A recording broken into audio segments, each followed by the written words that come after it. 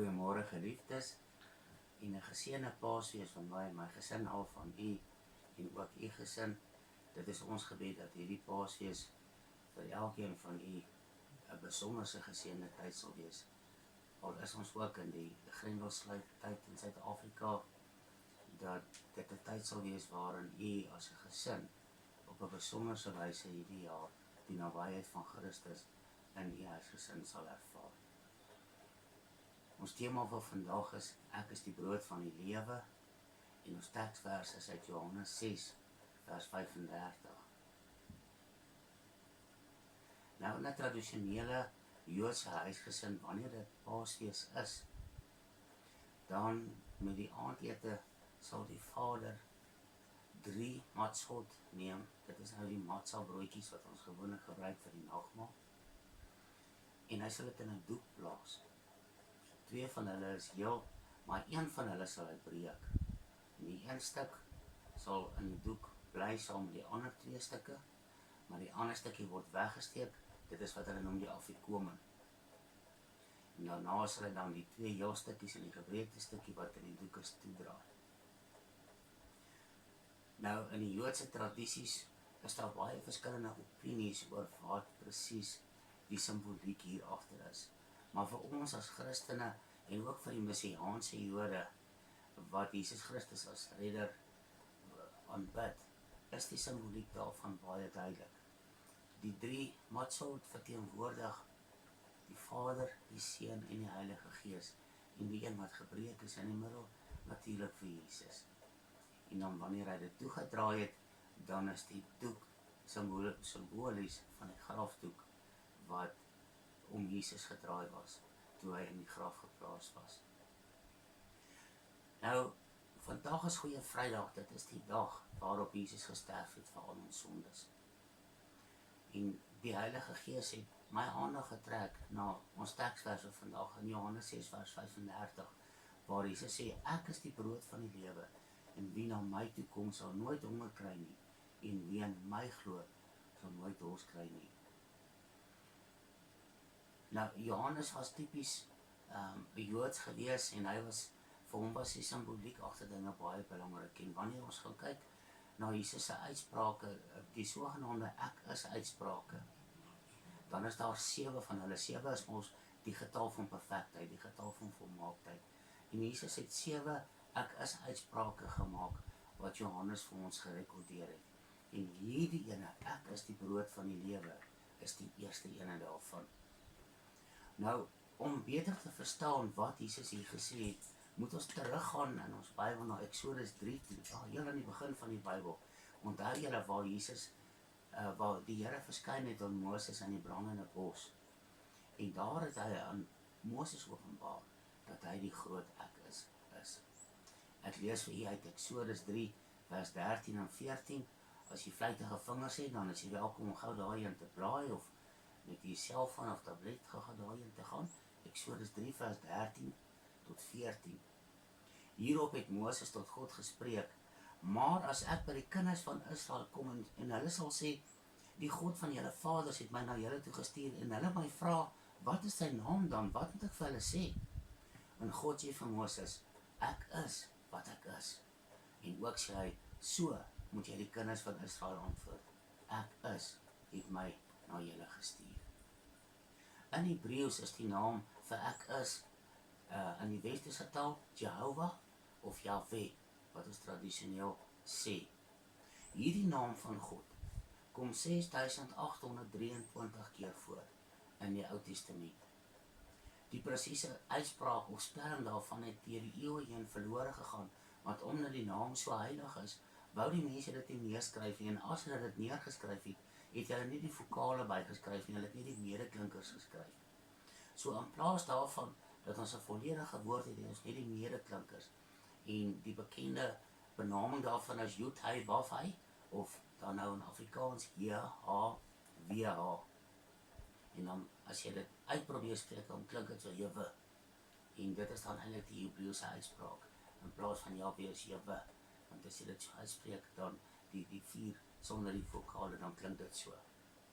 En in ons taal word elke keer as hierdie naam gebruik word in die Bybel, dan ook gebruik in hoofletters.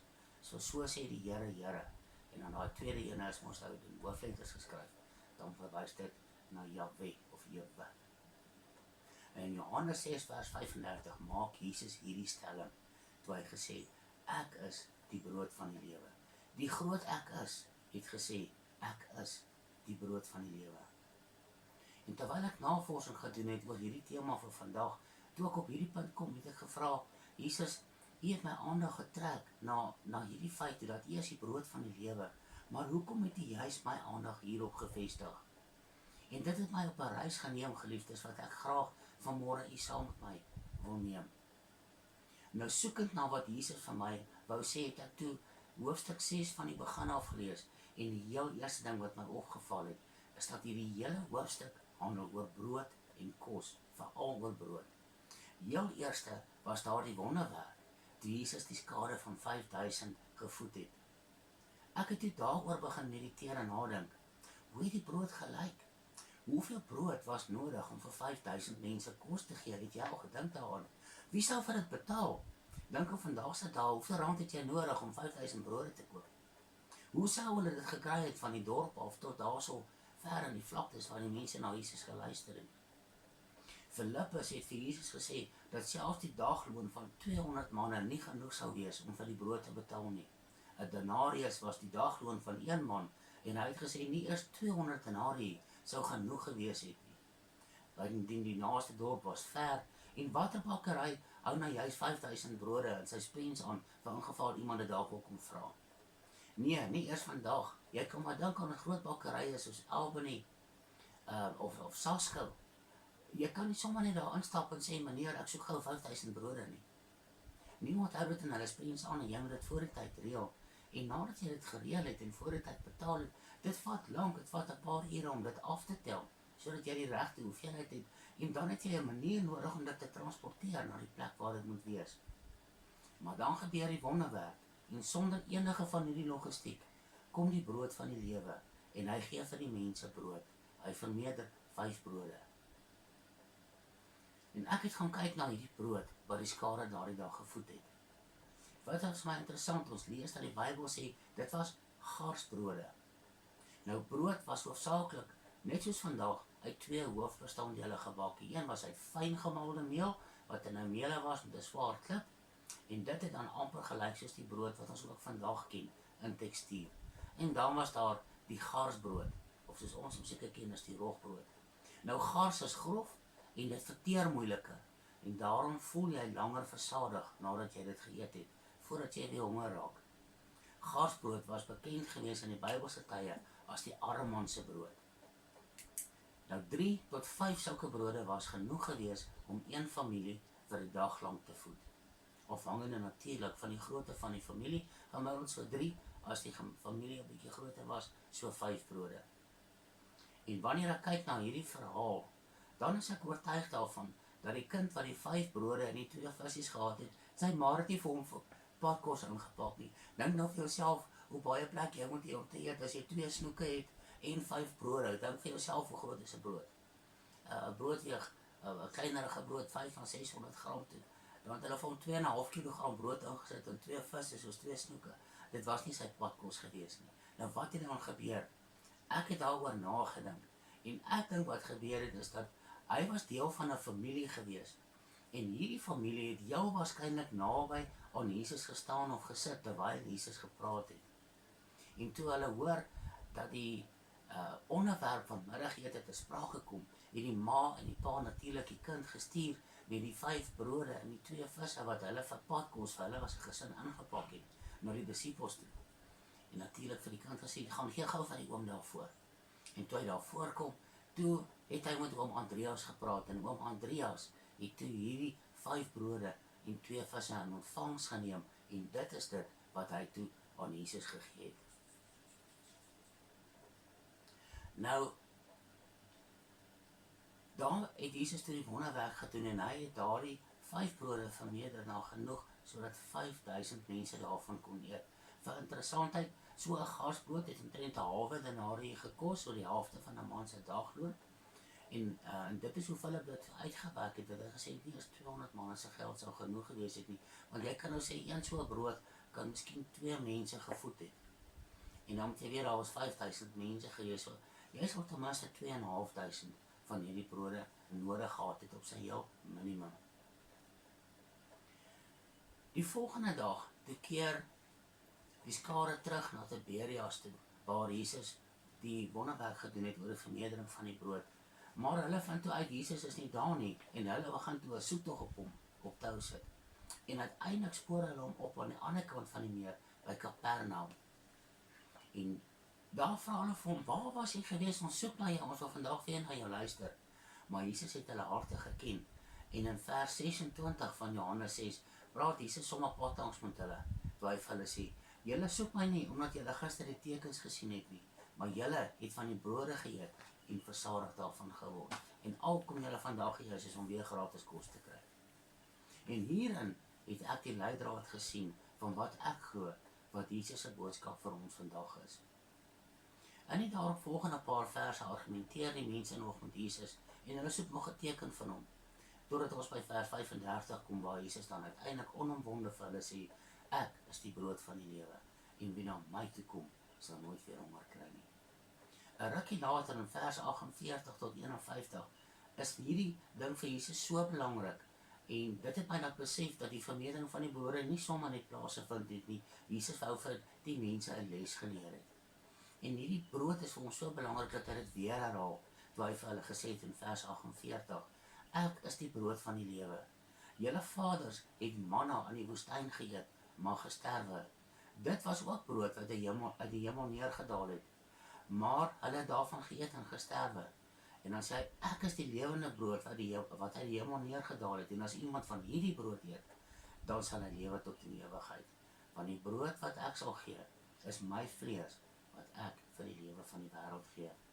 Hierdie stelling was vir Jesus ongelooflik belangrik geweest, en hy verwys weer daarna met die laaste Paasfees, waarvan ons gisterand dit ook gevier het in ons gemeente. Met daardie Paasfees het Jesus die nagmaal ingestel en het hy ook gesê, neem hierdie brood en eet, dit is my vlees wat vir die wêreld gegee word. Hy is die lewende brood.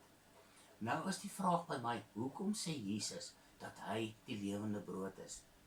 Ek glo dat ons die antwoord kry in Johannes 6 vers 33 en ek gaan dit nou so 'n bietjie verduidelik.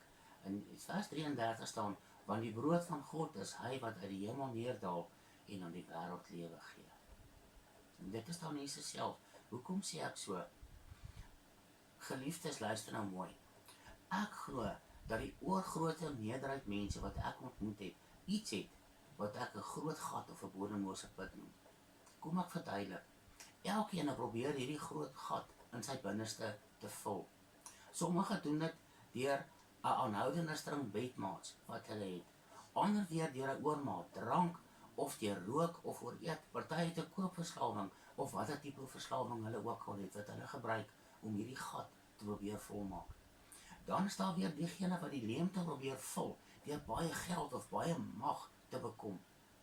Maar baie van hulle sal na etlike jare vir jou sê, maak nie saak wat jy doen nie, maak nie saak hoe hard jy probeer nie, daardie gat kan nie gevul word nie. Jy bly rusteloos, daar is die heeltyd iets in jou binnekant wat soek. Daar is altyd iets wat jou jaag na die volgende ding toe. En dink maar mooi daaroor na, die mense natuur is so. Is jy so arm dat jy moet loop waar jy wil wees? Dan beny jy die man op die fiets, wat so lekker maklik daar verby jou trap. En kry jy uiteindelik ook 'n fiets? Daardie dag wanneer jy so teen die heuwel opswoeg en jy's rooi gesweet om te trap, dan ry daar 'n man op 'n klein motortjie verby jou op pad werk toe, en hy lyk so koel en gemaklik. Hy sweet nie eers nie. En dan beny jy weer die man wat die klein motortjie het. En dan gee die Here vir jou die begeerte van jou hart, en daar het jy ook 'n klein motortjie. En eendag wanneer jy gaan brandstof ingooi, dan stop hier 'n man langs jou met 'n groot gesinsmotor. En dan is jou klein motortjie nie meer genoeg nie, en jy beny die man met die groot gesinsmotor. En dan gee die Here vir jou die begeerte van jou hart, en jy het ook so 'n mooi duur gesinsmotor, dan begeer jy 'n sportmotor. En geliefde, glo my vandag waar ek hier vandag met julle gesels, jy gaan skaars 10 minute na 'n sportmotor gesit het, dan dink jy al aan die volgende model wat uitgekom het, en hoe gaan jy maak om hom te kry.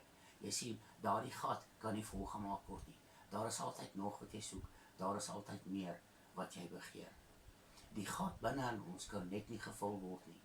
Die honger bly konstant, al eet jy ook hoeveel gaarbrode en visse. Môre is jy weer honger. Nou, hoe maak 'n mens om hierdie gat vol te kry? John Eldredge, die bekende skrywer van die boek Wild at Heart, het gesê, "Why don't men play the man? Why don't they offer their strength to a world desperately in need of it? For two simple reasons. One, we doubt very much that we have any real strength to offer. And two, we are pretty certain that if we did offer what we have, that it wouldn't be enough. Something has gone wrong, and we know it." En dit is hoekom mans nie meer mannelike mans is nie, hulle is nie meer man nie. Dan volg hy dit op met hierdie baie belangrike stelling, en dit begin om vir ons te verduidelik hoekom Jesus gesê dat hy die brood van die lewe is. John Eldredge sê, "A man's search for validation is the deepest search in his life. Even if he can't quite put it into words, every man is haunted by the question, do I have what it takes? Het ek wat nodig is om 'n man te wees, 'n suksesvolle man?" Dit is die vraag wat die man jaag. Dit is wat maak dat hy s'nags rusteloos is en wakker lê en rondrol en dat hy nie tot rus kan kom nie. Het ek wat dit nodig is? Kan ek vir my gesin sorg? Gaan ek eendag genoeg hê dat ons kan aftree en gerieflik kan wees en vir my vrou kan sorg? Gaan ek 'n mediese en 'n pensioen hê? Het ek genoeg? Het ek wat nodig is om 'n sukses te wees? Hier het ek my werk verloor. Ek is afgedank of geretrencht. Waar kry ek weer 'n werk? Het ek dit wat nodig is? Het ek die skills wat nodig is om suksesvol te wees? En hierdie vraag jaag mans deur die eeue heen. En dieselfde is ook waar met vrouens. Hoor wat sê hy oor die vrouens. Hy vra, "What is fueling that? Our search for delight. Like a man search for validation, the deepest search in a woman's life is the search for delight. But ours is distinctly feminine. Even if we can't quite put it into words, every woman is haunted by the question, do you delight in me? Will I be chosen? Will I be wanted? Will somebody fight for me?" Nou net jou maker of jou skepper, geliefdes, kan hierdie vraag antwoord. Dis net jou maker of jou skepper wat waarde aan jou kan gee. Ek het al soveel keer probeer.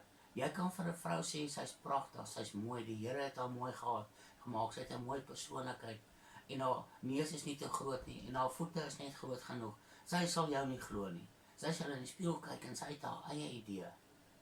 Die enigste een wat aan haar waarde kan gee, is die een wat haar gemaak het, haar maker of haar skepper. En slegs wanneer jou maker of jou skepper daardie vraag beantwoord, sal jy tevrede wees, dan sal die gat vol word, en die bodemlose put sal gevul word. Nou kan ons op twee maniere daarna kyk. Jou maker op aarde is jou pa. En omdat jou pa jou gemaak het, ken net hy die antwoord op hierdie twee vrae, en kan net hy die antwoord daarop gee.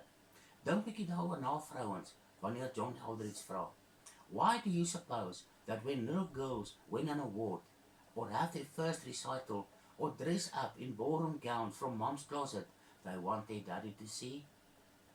En die manne, "Why do you suppose that when a boy learns to ride his bike with no hands, or do his first backflip on a trampoline, or hit his first home run, of in rugby wanneer hy sy eerste 3 druk, he wants his daddy to be there to see it?" Dit is omdat jou maker aan jou waarde gee. Wanneer jou maker dit nie doen nie, dan is daar 'n gat binne in jou wat nie gevul kan word nie, 'n bodemlose put en jy is rusteloos. Jy soek na iemand wat jou kan valideer, wat waarde aan jou kan gee. En ons word groot in 'n vaderlose generasie. Die harte van die vader in ons generasie is nie by die kinders nie, en daarom is baie kinders se harte ook nie by hulle vaders nie. Die huise is gebroken en stikkend. Die tweede een is dat jou skepper is God. Omdat hy jou uiteindelik ontwerp het, omdat hy jou gemaak het, hy het jou die persoonlikheid en karakter gegee wat jy het, hy het jou besluit hoe jou hare gaan lyk, hy het jou final design gedoen, is hy eintlik die enigste een wat in jou waarde kan gee. En wanneer jy verstaan, dan sal jy verstaan, maar ek moes so gelyk het, my hare moes hierdie kleur gewees het, en my oë moes hierdie kleur gewees het, my tande moes so gelyk het, ek moes sulke hande gehad het, ek moet lyk net soos wat ek lyk, En ek moet so 'n persoonlikheid hê, net soos wat ek het. Want die Here het my gemaak met 'n spesifieke doel. En net ek kan daardie doel vervul. En net ek het die talente en die gawes gekry om my missie wat ek op aarde het, te kan vervul. Daarom, geliefdes, glo ek, dat Jesus hierdie baie belangrike ding sê in ons teksvers. Want die brood van God is hy wat uit die hemel neerdaal en aan die wêreld die lewe gee. Jy sien, wanneer jy van daardie brood eet, dan sal die gat binne in jou gevul wees. Dan sal jy nie weer honger word nie, want jou Skepper het waarde aan jou gegee. Hy het jou lief genoeg gehad, selfs nog voordat jy gebore was as 'n fisiese mens, om vir jou sondes te sterwe. En nie meer sluit ek af. Want geliefdes, toe het ek verstaan wat Jesus vir my wil sê. Toe hy sê vir die mense, ek is die brood van die lewe. Jy sien, die gat binne in my was vol. My put was gevul gewees en my hart was tevrede. Ek is nie sommer net 'n hier jy nie. My Skepper het gekom sodat ek die brood van die lewe kan eet. Ek bestaan nie net meer nie. Ek lewe want ek het waarde gekry. Efesiërs 2 vers 10 sê vir ons dat ek geskape is om in die goeie werke te wandel wat God vir my voorberei het. Ek lewe want Christus het opgestaan en hy lewe. En nou sluit ek af met hierdie vraag, geliefde. Wat van jou? Het jy ook daardie gat binne in jou? Daardie ding wat jou jaag en wat maak dat jy net nie rustig kan word en vrede kry nie. Dalk het jy nodig om vandag nagmaal te gebruik.